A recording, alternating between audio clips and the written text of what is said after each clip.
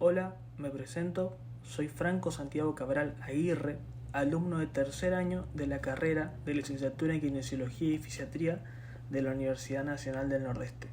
Me encuentro cursando la cátedra de Simiopatología Kinésica Quirúrgica y voy a presentar el trabajo práctico número 1 de Inspección Global General Postural. Arrancamos con el primer contacto con el paciente, el saludo, donde lo invitamos a pasar al consultorio y le pedimos que se quite algunas prendas, dejando visible los reparos a inspeccionar. Siempre debemos ser respetuosos con el pudor del paciente y explicar claramente nuestros pasos a seguir para su comodidad. Para iniciar el examen postural, debemos posicionar al paciente frente a un punto de referencia. Le pedimos que dé un paso hacia adelante y a partir de ahí lo rodearemos observándolo de frente, en ambos perfiles y también por detrás. Evitaremos que el paciente se mueva para no alterar su integridad postural.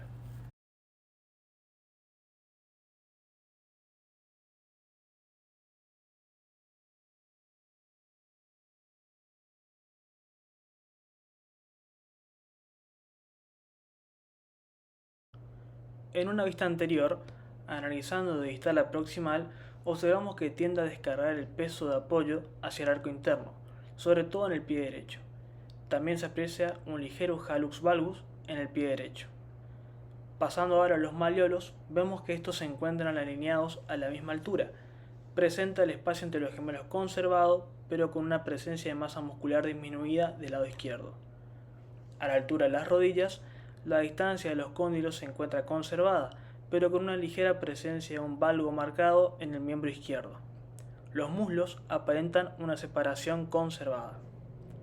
Ahora, la horizontal de las crestas ilíacas se ve alterada debido a una ligera elevación del lado izquierdo, así como también la alineación del maniobro esternal, apéndice sifoides y pubis, la cual evidencia una ligera desviación del ombligo y la línea infraumbilical hacia la derecha, como marca la cuadrícula. En general, el tronco se encuentra inclinado hacia el lado derecho. Existe un espacio apreciable a ambos lados para el triángulo del talle, pero siendo el lado derecho el más disminuido de ellos. También la línea bimalilar se encuentra conservada. Hacia la cintura escapular se observa una elevación del trapecio izquierdo, con leve alteración de la oblicuidad de las clavículas. En la cabeza, la posición horizontal de la mirada se encuentra conservada, no así la línea interauricular, ya que el lóbulo de la oreja derecha se encuentra descendido. Y por último, los miembros superiores se encuentran dispuestos hacia la parte anterior del cuerpo. Pasando a la vista posterior, se observa el calcáneo del lado izquierdo ligeramente alineado en un sentido anterior, es decir, se genera una asimetría entre los calcáneos. Las líneas popliteas son oblicuas en sentido superior e inferior y de lateral a medial. No se aprecian asimetrías notables en lo que son los ejes de los miembros inferiores. La espina ilíaca posterior-superior izquierda se encuentra ligeramente elevada. Observamos una asimetría similar a la de la vista anterior del paciente. Ahora en el tronco observamos nuevamente una ligera inclinación hacia la derecha, evidenciada por la cuadrícula posicionada sobre las apófisis espinosas del paciente. Aún así, vemos que la alineación de los ángulos inferiores de la escápula se encuentran conservados, como también ambos espacios entre T3 y la escápula. Desde el perfil izquierdo, podríamos decir que tanto el tobillo como la rodilla se encuentran sin alteraciones posturales. La horizontal de las espinas ilíacas, en este caso, se observa conservada. La lorosis lumbar presenta una ligera rectificación.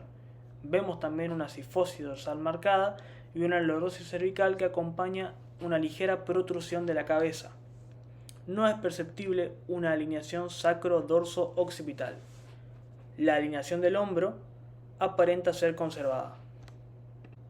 Ahora, en el perfil derecho, no se observan grandes diferencias respecto del perfil izquierdo para el tobillo y la rodilla.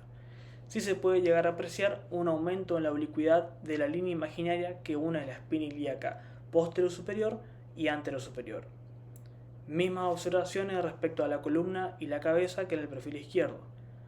Pero en este perfil, el paciente evidencia una antepulsión de hombro. En la prueba pendular, apreciamos que el paciente no presenta una alineación con la cabeza. Hay un espacio aumentado entre el péndulo y la lordosis cervical, casi nada de espacio entre el péndulo y la sifosis dorsal, y una disminución del espacio entre el péndulo y la lordosis lumbar debido a su rectificación. Desde una vista superior, tomando como referencia ambos extremos de este cable, podemos apreciar la conservación de la línea vía acromial del paciente. Seguimos con la evaluación de la marcha del paciente, primero desde una vista posterior y luego una vista anterior. En este caso, observamos una marcha normal sin evidencia de marcha patológica. Bueno, ahora pasamos al test de los pulgares ascendentes, donde vamos a palpar a cada lado de las apófisis espinosas a la altura de la articulación sacroilíaca, a la altura de L3, a la altura de L1 y T12, a la altura de T8, a la altura de T3, a la altura de C7 y T1, también de C5, hasta el final de la columna cervical, con el objetivo de observar si existe una asimetría en el tono de los músculos paravertebrales. En el caso de este paciente, sobre todo en la zona más distal, se observa una ligera asimetría con el lado izquierdo, como se había visto inclusive en el análisis de inspección general de las vistas anteriores y posteriores.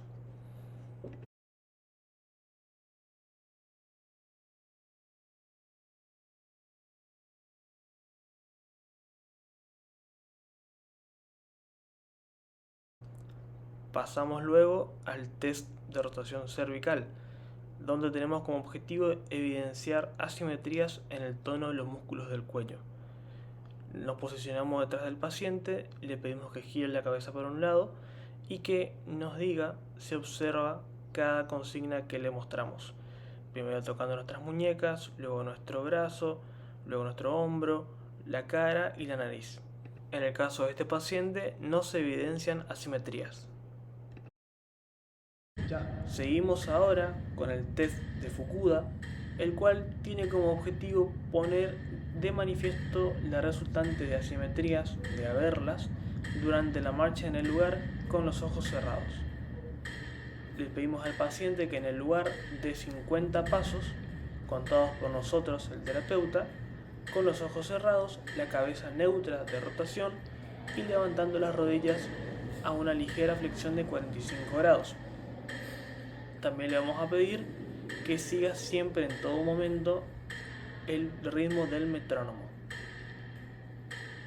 En el caso de existir un giro pronunciado, por ejemplo hacia la derecha, podríamos evidenciar que el tono muscular estaría aumentado hacia la izquierda y viceversa. En el caso de este paciente, no se presenta mayores sobresaltos más que un ligero desplazamiento hacia la derecha.